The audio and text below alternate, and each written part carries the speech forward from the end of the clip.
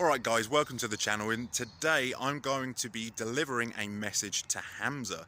Hamza in recent times has been experiencing a level of controversy that he never really has before. He's always been quite an uncontroversial figure, but in recent times the number of critics and detractors has radically increased.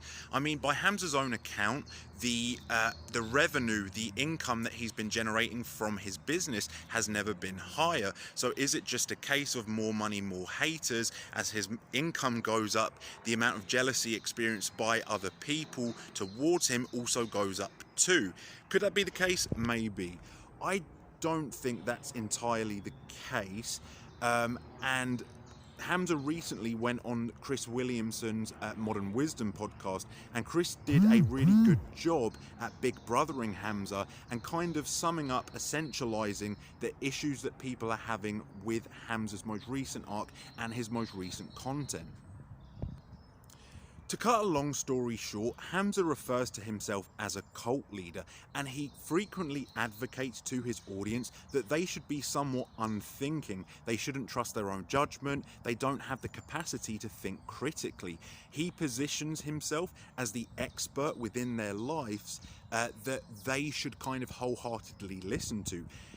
Because of this, he speaks with such certainty and such clarity, but despite the level of conviction that he has in the things that he's saying, in the last year, Hamza has flip-flopped so much with what he purports to be the direction of his life. 1 minute he's producing a conveyor belt of dopamine inducing content every day, then he's stripping it all back and becoming a fighter, moving out to Muay Thai, training at the Tiger Muay Thai gym, which is a serious gym, by the way.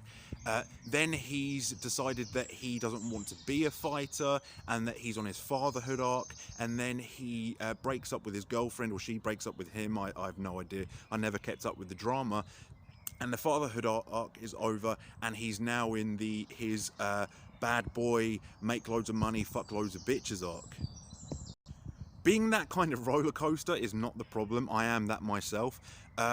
The issue is that he asks for so much adherence from his viewers, and he speaks with so much conviction that for him to flip-flop that much, and then also on the podcast to admit that he doesn't really know who he is, it's glaring hypocrisy, or if it's not hypocrisy, it's a glaring contradiction. You can't really have both of those things. If he's going to speak with conviction, he needs conviction. Or if he's going to give himself the breathing room to actually flip-flop on his decisions, he needs to communicate with a bit more humility. Chris did a really good job of summing up this problem, but this isn't what I'm going to be speaking about. I think that there's a key problem or set of problems that Chris didn't discuss. Hamza's biggest problem, the reason why he's getting far less views, far more critics and detractors, is because, or in his mind, he's outgrown his audience. But I want to question whether he has actually outgrown them. Has he outgrown them? Kind of. I would say it's more technically that his content strategy outpaced them. In the beginning, everyone who was a fan of Hamza, myself included, had a parasocial relationship with him. It was good going along with him on his self-improvement adventure, picking up the basic self-improvement habits that he advocated for. But then there came a key point in Hamza's trajectory where the basic self-improvement habits, cold showers, diet, gym, no fat, that kind of thing, that became quite stale. So he was looking for the next step in his content plan, and he then had to jump to the next big mission. And it's this leap that's causing him to flip-flop in so many directions. Hamza is very tethered to his audience. He even admitted that in the Chris Williamson Modern Wisdom podcast. I think that he's been trying these big next steps in his own life, but his audience keep on dragging him back to earth. The reason for this is because they're not ready to become fighters. They're not ready to become fathers. They're not ready to become a YouTuber and make 100,000 revenue a month. We started with step 1, the basic self-improvement habits, but now Hamza is trying to get us to skip step 2 onto step 3, which is how to live your life when you're an already successful content creator. And that's created the glass ceiling between him and his audience. For 99% of Hamza's audience, myself included, we can't go from 90 days of no-fap, mastering cold showers and lowering our body fat percentage by 5 to 10% to then being like, oh, I'm going to become a full-time fighter, I'm going to become a full-time content creator, or I'm going to become a father. There's a step missing that Hamza missed.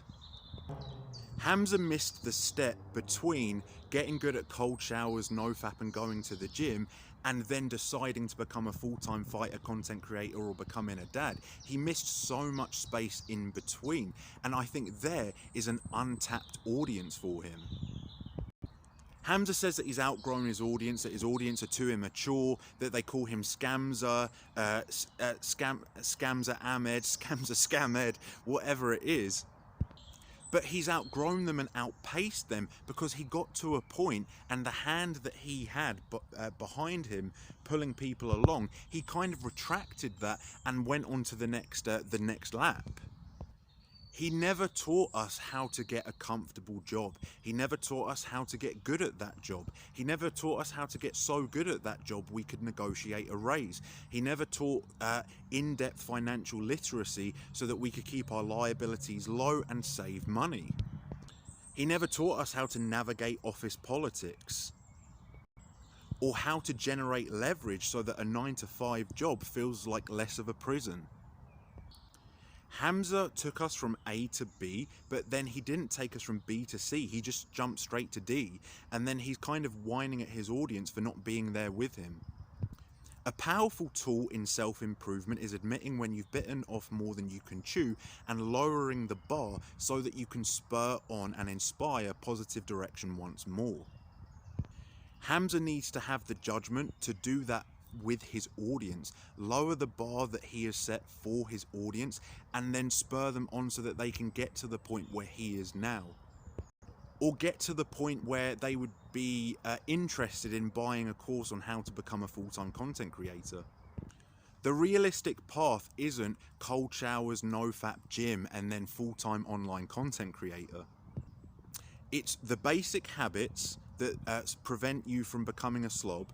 It is then a job that you're good at, you work marginally more hours, 10 to 20% more hours, you learn good financial literacy, you have savings so that you actually have leverage, and then you start the side hustle on the side, 20 to 30 hours a week, you try and monetize that, and then once the side hustle makes 1.5 times your monthly salary, and you have savings that are of the value of perhaps 6 months salary, then you can think about becoming a full-time online content creator.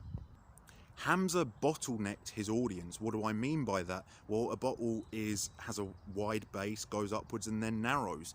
The basic self-improvement habits that Hamza started with worked for everyone, but now that he's talking about leaving the conventional path and trying to become a full-time content creator, it applies to a far narrower range of people, which is probably what's being represented in his average views. Hamza should have been making videos about how to get bloody good at your job, how to gain leverage in your 9-to-5, then how to start a side hustle, how to monetize it, and then how to turn it into a full-time career. But he skipped loads of steps. The market cannot sustain everyone becoming a full-time self-improvement YouTuber. But everyone can get good at their job, become invaluable in their role, negotiate a raise, save money, start a side hustle on the side, and then incrementally monetize it. And then get to a point where they've monetized it enough and they've saved up enough money where that basically becomes their retirement plan. It's not the highest aiming thing in the world, like I would admit that. But like I said earlier, lower the bar enough so that more people relate to it and bring them up incrementally. If Hamza wants a more mature audience, he needs to go back into the pool of viewers that he had and help them mature. Of course, they're not watching his videos on how to live the high rollers lifestyle when they've barely learnt to thrive in the real world. Hamza would probably say that it would be hypocritical of him to talk about things like that, office politics, negotiating a raise and what have you, because he didn't do that and he only advocates for things that he has tried and tested. But that brings me to my final point. If Hamza wants a more mature audience, there's a way to do it. There are self-improvement content creators that have a mature audience that turn them into clients that buy their courses and their products.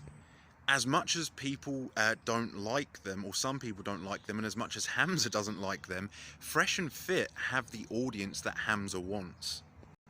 They also give the step 2 self-improvement advice that I've been saying that Hamza has missed.